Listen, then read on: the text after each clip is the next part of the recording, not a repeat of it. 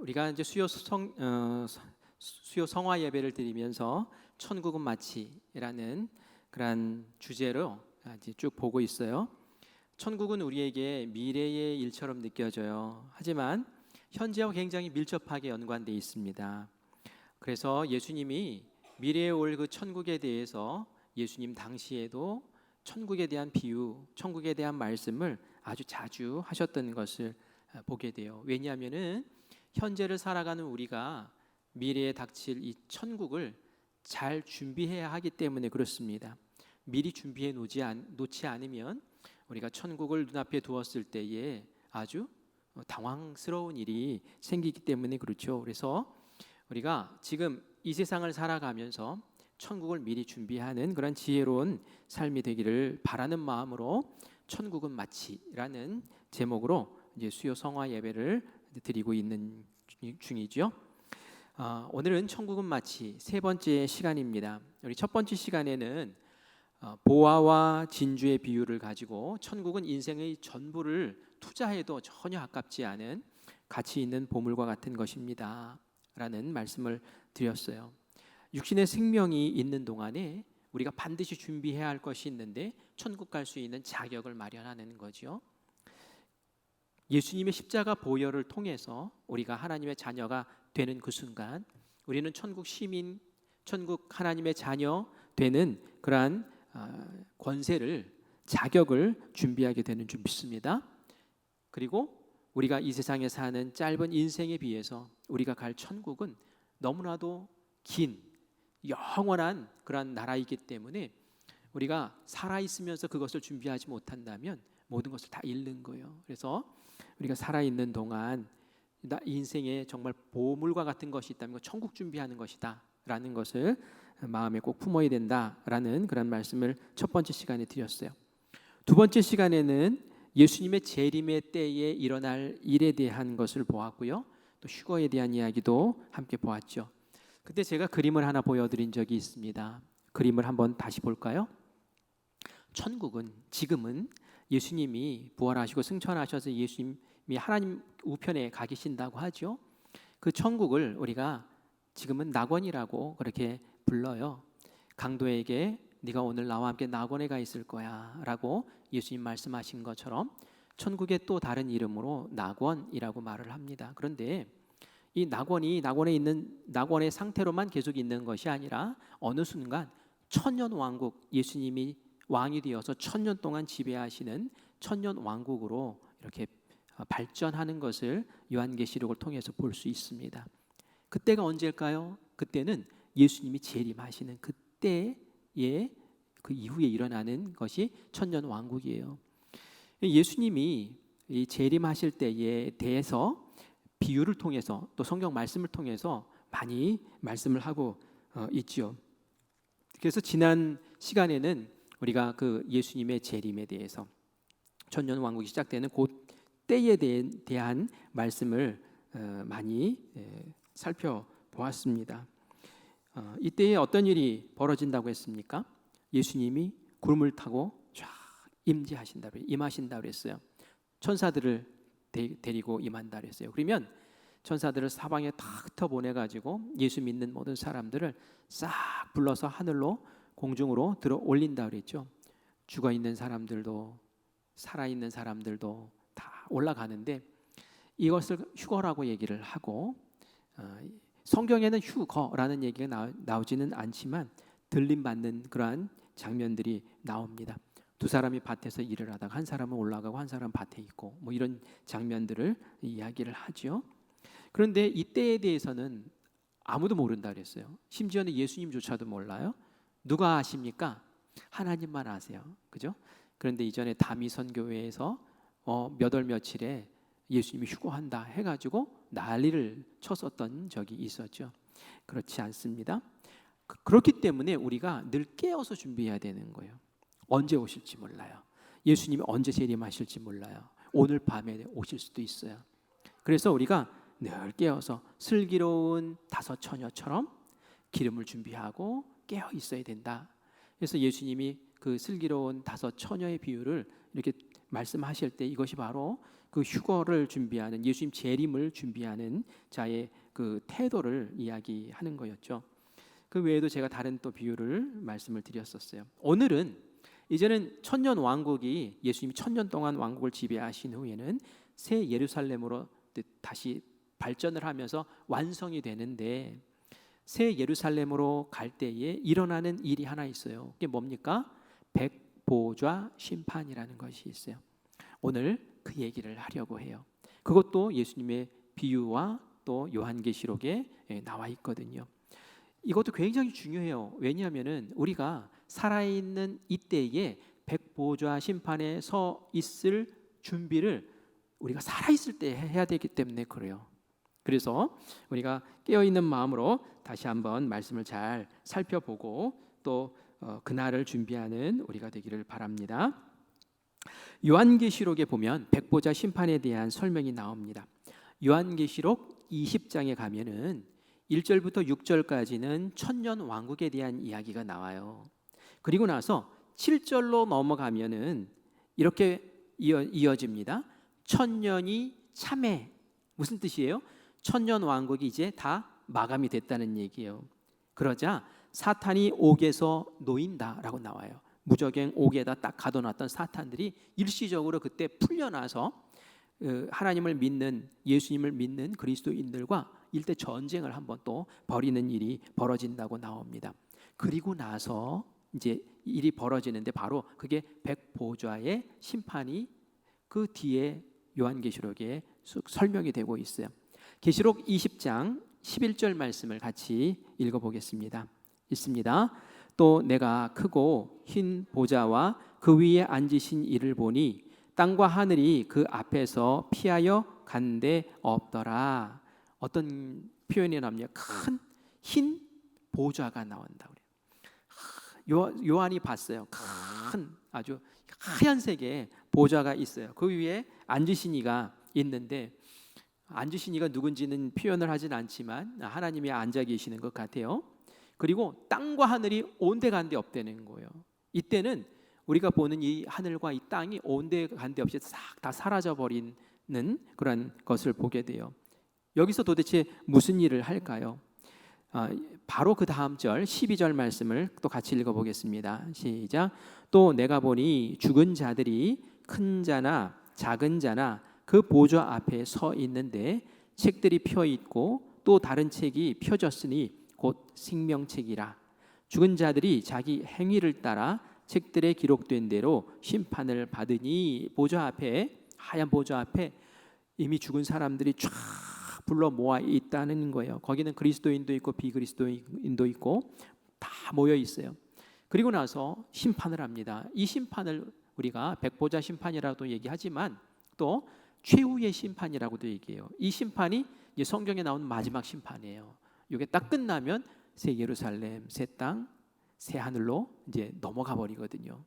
그래서 마지막 심판을 합니다. 그런데 이때에 무엇을 근거로 심판을 합니까? 생명책을 근거로 심판을 하는 거예요. 생명책이 막 있어요.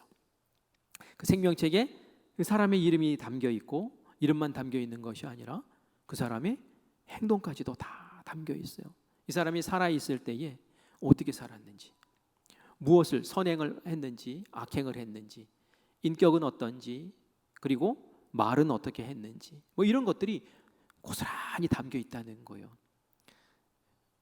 우리가 살아있을 때 했던 것들이 다 담겨 있는 거예요. 그래서 이게 중요하다는 얘기예요. 우리가 백보자 앞에 갔을 때에 내가 지금 이 세상에 살고 있는, 숨부터 살고 있는 이 세상에 살고 있는 이 삶의 모습이 고스란히 담겨져 있다라는 것을 생각하고 그걸 알아야지 내가 이 세상에서 삶을 잘 갖추어 나갈 수 있기 때문이죠. 20장 15절 말씀을 또 보겠습니다. 같이 읽을게요. 누구든지 생명책에 기록되지 못한 자는 불못에 던져지더라. 이제 마지막 최후의 심판에서 생명책에 기록되지 않은 사람들, 그 이름이 기록되지 않은 사람들은 일단 다 불못으로 집어 던져버린다는 거예요. 지옥 간다는 거죠. 다시 말하면 생명책에 그 이름이 기록된 사람들은 구원받는다는 거예요.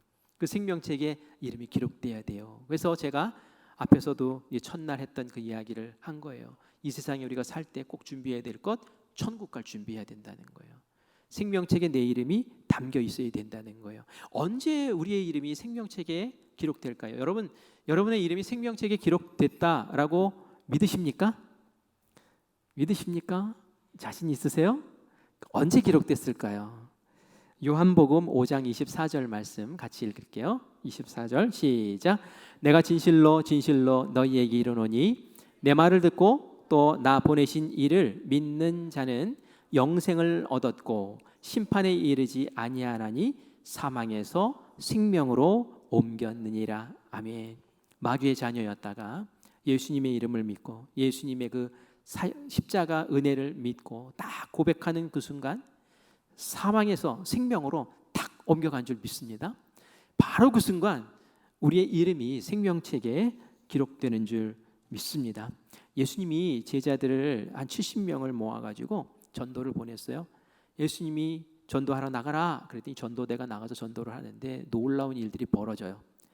복음을 믿는 일들도 있고 병이 고쳐지는 일들도 있고 귀신이 막 내쫓기는 일들도 있고 너무 신났어요. 그래서 이 70명의 전도대원들이 막 돌아와가지고 예수님 들어보세요 하면서 막 자랑을 하는 거예요. 예수님 귀신이 막 쫓아가 나갔어요. 예수님이 그래 너네 잘했다 너네 잘했다. 그런데 그거보다 더 중요한 게 있어. 너희들이 더 기뻐해야 될 게 있어 하면서 얘기를 해주세요. 그게 뭔지 같이 읽어볼게요. 누가복음 10장 20절 말씀입니다. 같이 읽습니다. 그러나 귀신들이 너희에게 항복하는 것으로 기뻐하지 말고 너희 이름이 하늘에 기록된 것으로 기뻐하라 하시니라. 아멘. 하늘에 기록됐대요. 그것으로 기뻐하래요. 뭡니까? 생명책에 이름이 기록됐으니 너희들은 당장 죽어도 천국 갈 수 있어. 영원히 천국에서 살 수 있어. 그것처럼 더 소중한 것이 어디 있겠습니까? 바로 그 이름이 생명책에 기록된 사람, 기록되어 있나 안 기록되어 있나, 그것이 이 최후의 심판에서 굉장히 중요한 부분이라는 거예요. 그런데 뭔가 좀 찜찜해요. 뭐냐면은 아까 우리가 읽은 말씀 가운데 자기의 행한 행위에 따라서 심판을 받는다라는 내용이 있단 말이에요. 이 행위에 대해서도 본단 말이에요. 행위에 대해서도 보신다는 것이 찜찜해요. 예수님이 십자가에 달리셔서 돌아가실 때에 같이 죽은 강도가 있었죠. 한 강도는 예수님을 굉장히 모욕했어요. 그런데 다른 한 강도는 야, 네가 그 말 할 자격이나 돼? 그러지 마. 이 예수님은 죄가 없는 분이야. 막 예수님을 옹호해주고 예수님을 인정해주더니 예수님, 저를 불쌍히 여기셔서 예수님 돌아가실 때 저를 좀 기억 좀 해주세요. 딱 이 한마디 했어요. 그랬더니 예수님 뭐라고 하셨어요? 너 오늘 나와 함께 낙원에 있을 거야. 이게 뭡니까? 지옥 안 가고 이 강도가 말이죠. 한순간 말 잘하는 바람에 예수님 믿는다고 예수님을 인정하는 바람에 그냥 낙원으로 가게 되는 그런 일이 벌어지는 것을 보게 됩니다. 이 사람의 행위를 볼 것 같으면 천국 가기에 모자라요. 그죠? 바로 강도짓 하다가 거기에 잡혀가지고 그래가지고 벌 받아가지고 죽는 사람이 무슨 천국을 갑니까? 그런데 예수님은 네가 나와 함께 낙원에 있을 것이라고. 그 행위를 보는 것이 아니라 그 믿음을 보시고 예수님이 그렇게 천국으로 인도해 주시는 것을 보게 돼요. 그런데 최후의 심판의 자리에서 또 다 모일 거란 말이에요.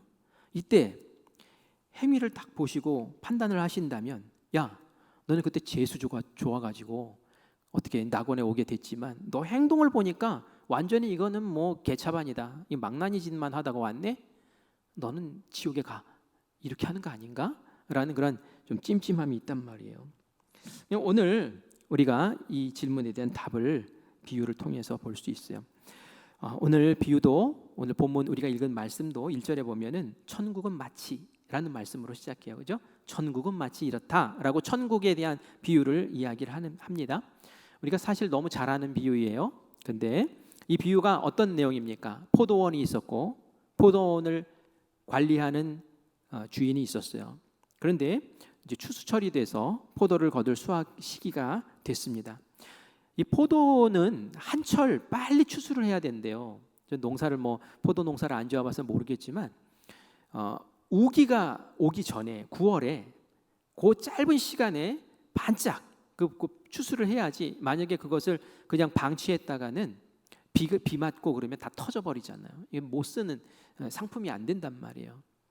제가 우리 오늘 권사님 식당에 갔더니 땀을 펄펄 흘리면서 그 땡볕에 고추를 따시더라고요. 그래서 뭐 이렇게 고추를 이렇게 열심히 따셔요. 남편 오시면 따시지.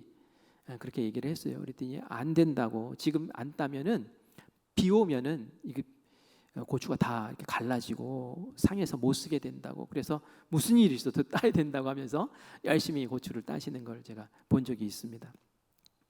그래요. 바짝 일해야 될 때가 있는 거예요. 그래서 많은 일꾼이 필요합니다. 주인이 이 포도를 추수할 일꾼을 부르러 이제 아침 일찍 나가게 되죠. 아주 일찍 나갔어요. 그리고 그 일꾼들을 이렇게 모아서 약속을 합니다. 2절과 같이 약속을 해요. 같이 읽어보겠습니다.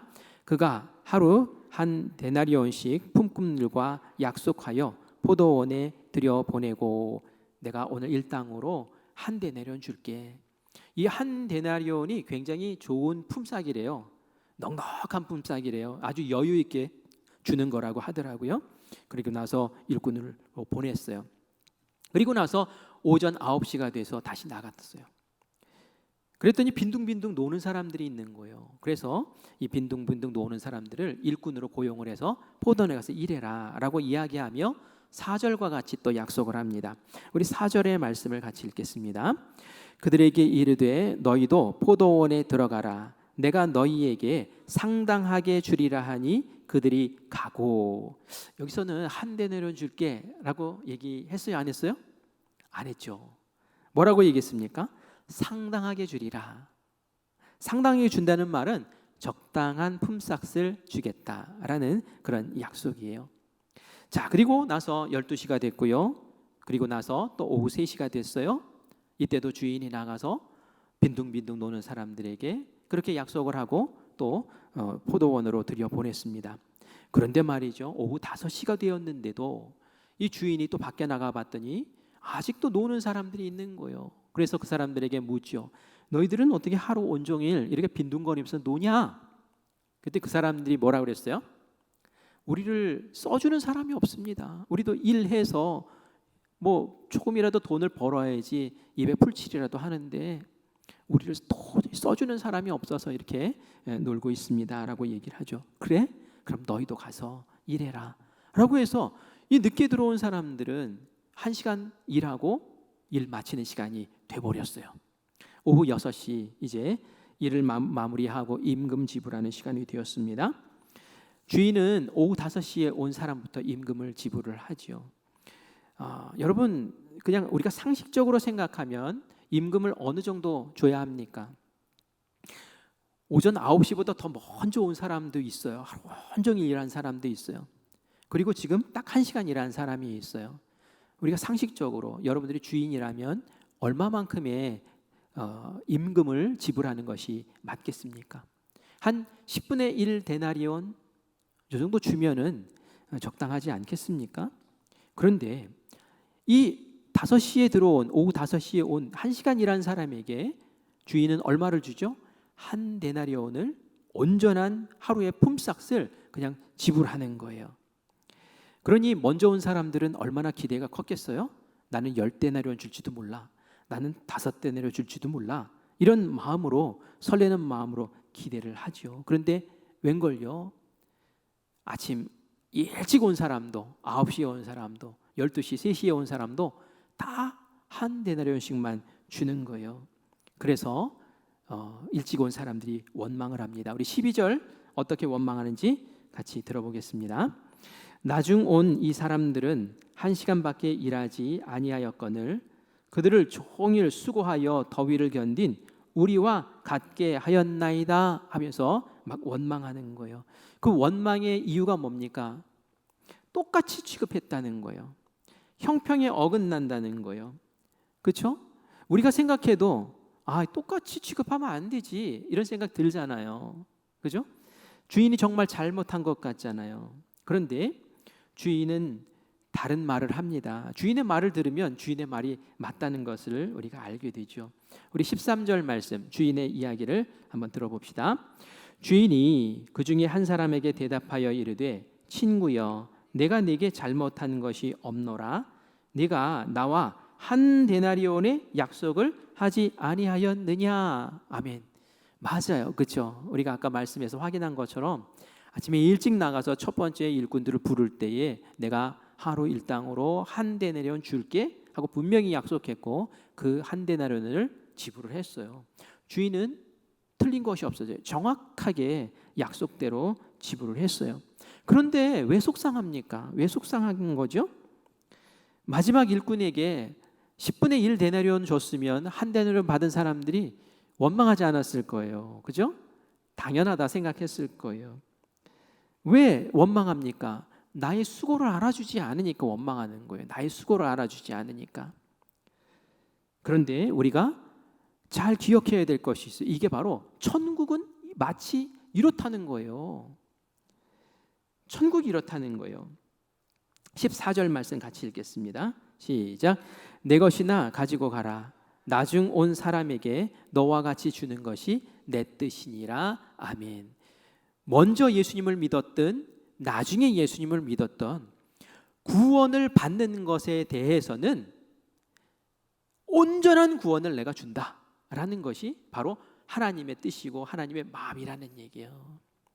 우리가 구원도 한 20년 전에 예수님 믿은 사람은 온전한 구원을 주고 어제 막 예수님을 믿은 사람에게는 100분의 1짜리 구원을 주고, 이게 아니라는 거예요. 내가 예수님을 믿습니다. 예수님 나 위해 십자가에 달려 돌아가셔서 내 죄를 다 용서하시고 내가 하나님의 자녀 되게 하신 줄 믿습니다 하는 그 고백을 하는 그 순간 우리에게 주어지는 구원은 온전한 구원이, 완전한 구원이 주어진다라는 것을 오늘 이 비유를 통해서 말씀하는 거죠. 생명책에 내가 예수님을 고백하는 그 순간 내 이름이 탁 올라간다는 거예요. 그리고 그것은 완전한 구원을 우리에게 선포한다는 거죠. 이것이 바로 하나님의 주권에 해당되는 것이라는 얘기입니다. 구원에 대해서 나의 공로를 그래서 우리가 주장할 수 없는 거예요. 내가 잘했으니까 구원받고, 내가 노력했으니까 구원받고, 내가 헌신했으니까 구원받고, 그게 아니라는 거예요. 구원에 있어서는 온전히 하나님의 주권 속에서 우리에게 부어주시는 풍성한 하나님의 은혜다라는 것이죠. 그것이 바로 천국이다. 천국의 비밀이 바로 그것이다 라는 거예요. 에베소서 1장 7절 말씀을 우리 같이 읽어보겠습니다. 시작. 우리는 그리스도 안에서 그의 은혜의 풍성함을 따라 그의 피로 말미암아 속량 곧 죄사함을 받았느니라. 아멘. 나의 공로가 아니라 오직 예수님의 은혜의 풍성함으로 인해서 내가 죄사함을 받았습니다 라는 그런 고백밖에 할 수 없다는 거죠. 그래서 우리가 이런 하나님의 은혜로, 예수님의 공로로 우리에게 구원이 주어졌다라는 것을 하나님 앞에 감사해야 될 줄 믿습니다. 그런데 우리가 한 가지 또 기억해야 될 게 있어요. 그게 뭐냐면은 구원은 누구에게나 공평하다 그랬죠. 그런데 이 세상의 삶의 모습이 어떠했느냐에 따라서 차별적으로 주어지는 상이 있다는 거예요. 그래서 우리가 상급 심판이다라고 얘기하는 것이 바로 최후의 심판에 우리에게 다가오는 겁니다.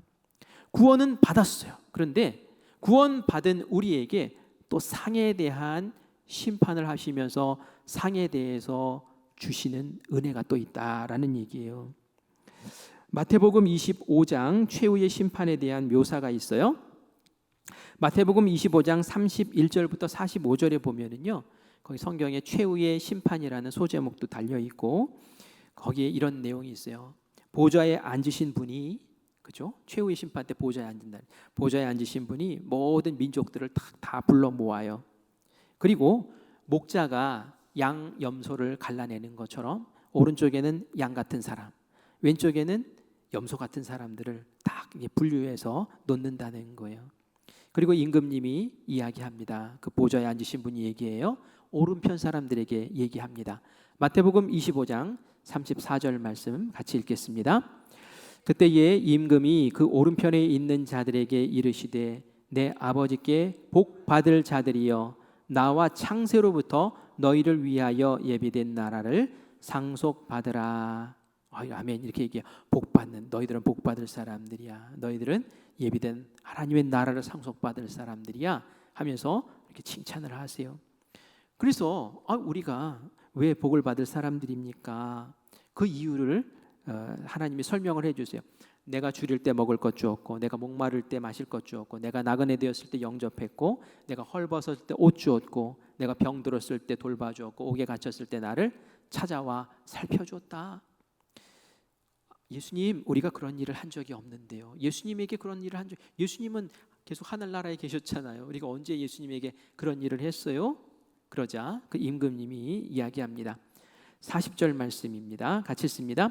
임금이 대답하여 이르시되 내가 진실로 너희에게 이르노니 너희가 여기 내 형제 중에 지극히 작은 자 하나에게 한 것이 곧 내게 한 것이니라 하시고 아멘. 너희가 세상에 살면서 네 옆에 있는 이웃들, 너의 사랑하는 사람들, 또 너의 원수에게조차도 그런 일들을 했으면 나에게 한 것과 똑같이 내가 본다는 거예요. 생명책에 기록된 것이 무엇일까라는 것이 이 말씀을 통해서 우리가 짐작할 수 있는 거죠. 뭐가 생명책에 기록되어 있겠어요? 내 이름과 함께 그 옆에 무엇이 기록되어 있겠어요? 바로 지금 하나님이, 예수님이 칭찬해 주시는 그런 것들이 기록되어 있으면, 많이 기록되어 있으면 그만큼 하나님께 칭찬받고 상을 받는 것이고, 하나님께서 관심하시는 것이 아닌 다른 것들이 많이 적혀 있으면은 참 좀 난감한 상황이 되는 거죠. 여러분 어떻습니까? 여러분 무엇이 기록되어져 있는 것 같습니까? 왼편에 있는 염소 같은 사람들은 나쁜 짓 한 것만 잔뜩 기록되어 있는 거예요. 내가 목마를 때 물도 안 주고, 배고플 때 밥도 안 주고, 헐벗었을 때 옷도 안 주고. 우리가 언제 예수님에게 안 줬습니까? 너희 주변에 있는 이웃들에게 그렇게 안 한 것이 나에게 안 한 거야. 이렇게 얘기를 하셔요. 하나님의 관심이 생명책에 기록되어지는 것이 도대체 무엇인가를 우리가 다시 고민하고, 내가 기록되어질 것을 위해서 지금 살아가고 있는가를 묵상해 봐야 되는 거예요. 이 세상에 살면서 그 일을 해야 된다는 거예요. 그것도 천국 가가지고 할 수 있는 것이 아니라는 얘기예요. 그 천국 가가지고 내가 준비해야지. 어느 세월은 뭘로 준비를 합니까? 내가 이 땅 가운데 살 때 하는 거예요. 그래서 자연 및 사회적 협동조합을 우리가 왜 합니까? 우리가 다 같이 하나님의 생명책에 기록될 일을 같이 하자는 거예요. 우리 주변에 있는 어린 아이들, 발달 지체 장애 있는 아이들, 그 언어를 터주고 행동을 바르게 만들어주고, 그렇게 하는 것이 그들의 부모의 눈물을 닦아주는 거잖아요. 그렇죠? 그들을 돌봐주는 것이 생명책에 하나씩 하나씩 기록되어지는 일이라는 거예요. 그 일을 교회에서 함께 하고자 할 때에 여러분들도 함께 동참하고 내 일처럼 하고, 내 이름 옆에 쓰여질 하나님께서 기억하실 이름으로 여러분들이 그렇게 하나씩 하나씩 기록해 나가는 일을 해야 될 줄 믿습니다. 달란트 비유, 너무 잘 아는 비유죠. 이것도 예수님의 재림을 기다리는 사람들이 명심해라 해가지고 예수님 주신 비유예요. 이게 슬기로운 5 처녀 비유 밑에 나오는 비유거든요. 그래서 슬기로운 5 처녀 비유는 깨어 있으라는 거예요. 언제 오실지 모르니까. 그런데 그냥 깨어 있기만 하면 안 되고, 달란트 비유, 달란트 받은 그 종들처럼 하나님 앞에 섰을 때에 칭찬받을 일을 준비하면서 살아라. 그래야지 하나님께서 마지막에 그 5 달란트, 2 달란트 남겨온 사람들에게 이야기하시잖아요. 착하고 충성된 종아, 네가 작은 일에 정말 잘했구나, 충성했구나. 내가 너에게 더 큰 일을 맡겨줄게 하면서, 더 큰 일 뭡니까? 하나님의 나라를 함께 다스리는 그 일을 맡겨준다는 거예요. 하나님께서 우리에게 행동을 보시면서 상에 대한 심판을 하시는데, 상을 주시는데, 평가를 하고 상을 주시는데, 우리가 그때에 착하고 충성된 종이라는 그런 인정을 받으시길 바랍니다. 그리고 그 달란트라는 게 도대체 뭡니까? 그 달란트라는 것은 내가 예수님 믿고 나에게 부여된 사명을 얘기하는 거예요. 나에게 주어진 직임을 얘기하는 거예요. 나에게 주어진 역할을 얘기하는 거예요. 나에게 직분들이 있잖아요. 저는 목사로서의 직분이 있고, 우리 장로님들, 그리고 우리 권사님들, 집사님들, 또 교사로, 속회 지도자로 다 역할들과 직분들이 있는데, 그것이 정말 그렇게 그런 모습으로 그렇게 답게 살았는가라는 것을 그 생명책에 다 기록해 놓고 보신다는 거예요. 그리고 나중에 착하고 충성된 종아 하고 인정하시는 사람이 있는가 하면, 악하고 게으른 종아, 내가 너에게 직분도 주고 사명도 주고 그렇게 이웃들에게 사랑 베풀며 하나님 사랑하면서 살라고 했는데, 어떻게 너는 내가 주는 은사들을 다 너만을 위해서 쓰다 왔니? 이 악하고 게으른 종아? 이런 말 들으면 안 되는 거지. 이런 말 들으면. 그래서 우리가 이 달란트 비유를 예수님이 얘기하실 때에, 우리가 최후의 심판 자리에 섰을 때 하나님께서 우리의 이름뿐만이 아니라 우리의 삶의 모습까지도 평가하시고 판단하시고, 정말 열심히 충성한 이 땅에서 맡은 바 소임을 정말 충성하게 감당한 사람들에게는 나와 함께 천국을 다스리는 영적인 리더로서 우리 함께 살자라고 초청하시지만, 그렇지 않은 사람들은 좀 곤란한 일을 당할 수가 있다는 것을 기억해야 돼요. 어떤 사람은 그런 얘기해요. 목사님, 이 세상 살면서도 차별이 있어서 속상한데 천국에 가서도 그렇게 위아래가 있고 차별이 있어요? 그런 천국이면은 가야 돼요? 아닌 것 같아요. 이런 얘기를 해요. 그런데 분명히 공로에 대한 것을 인정하신다라고 바울은 말하고 있어요. 우리 고린도전서 3장 11절부터 15절 말씀을 우리 한번 천천히 같이 읽어보겠습니다. 같이 읽습니다. 11절 있습니다. 시작. 이 닦아둔 것 외에 능히 다른 터를 닦아둘 자가 없으니 이 터는 곧 예수 그리스도라. 예수님이라는 터가 있어요. 믿음의 터가 있는 거죠. 예수님은 그리스도이십니다 라는 그런 믿음의 터가 있어요. 그런데 이 터 위에 우리가 이제 건축을 하는 거죠. 건축을 합니다.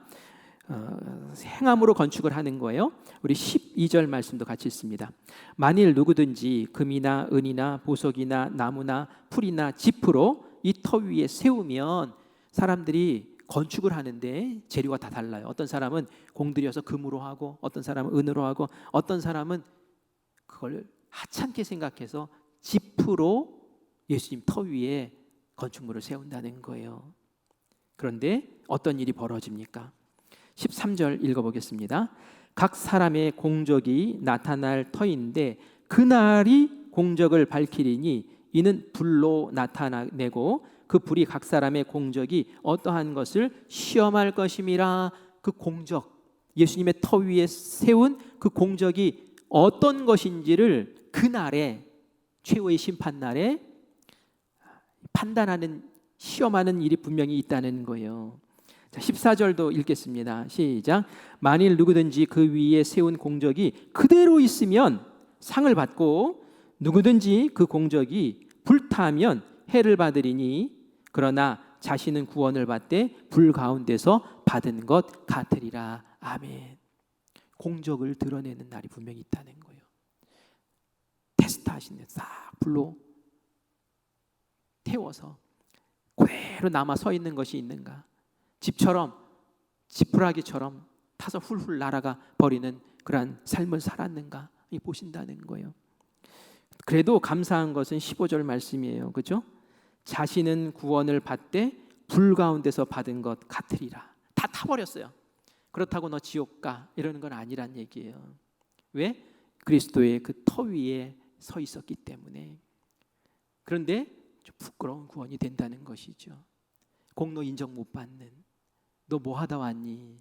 이런 모습으로 구원받는다라는 거예요. 아까 강도 얘기를 했어요. 강도가 있고 베드로가 있어요. 베드로와 강도는 다 똑같이 구원받았어요. 그렇지만 상에 있어서는 분명히 다를 줄 믿습니다. 강도는 그 순간에 아무런 공적도 세우지 못하고 삶으로 뭔가를 보여드리지 못하고 그냥 그 순간에 구원받았어요. 하지만 베드로는 어떻습니까? 예수님을 위해서 헌신하고 충성하고 순교까지 한 사람이에요. 어떻게 베드로와 강도가 같은 상을 받겠어요? 같은 구원은 받지만 하나님 앞에 섰을 때에 다른 상을 받게 된다라는 것을 믿으시기 바랍니다. 마태복음 19장 28절 말씀 한번 같이 읽겠습니다. 시작. 예수께서 이르시되 내가 진실로 너희에게 이르노니 세상이 새롭게 되어 인자가 자기 영광의 보좌에 앉을 때에 나를 따르는 너희도 12 보좌에 앉아 이스라엘 12지파를 심판하리라. 이게 누구에게 한 말일까요? 베드로에게 한 말이. 베드로에게 한 말. 어떤 젊은 관원이 영생을 얻으려면 어떻게 해야 됩니까? 뭘 해야 됩니까? 하나님 사랑하고 이웃 사랑하고 계명 잘 지키면 되지. 아, 예수님 전 다 지켰는데요. 뭘 더 해야지 완전해집니까? 야, 네가 정말 온전해지기 원하는구나. 그러면 네가 가지고 있는 재산을 다 팔아 버리고 나를 따라와라. 근심하면서 돌아갔어요. 베드로가 얘기해요. 예수님, 저희는 모든 것을 다 버리고 예수님 쫓아왔는데요. 저희들에게 무엇을 주시렵니까? 하고 물었어요. 그랬더니 바로 저 말씀을 하신 거예요. 너희들은 나와 함께 심판하는 자리에 서게 될 거야. 왜?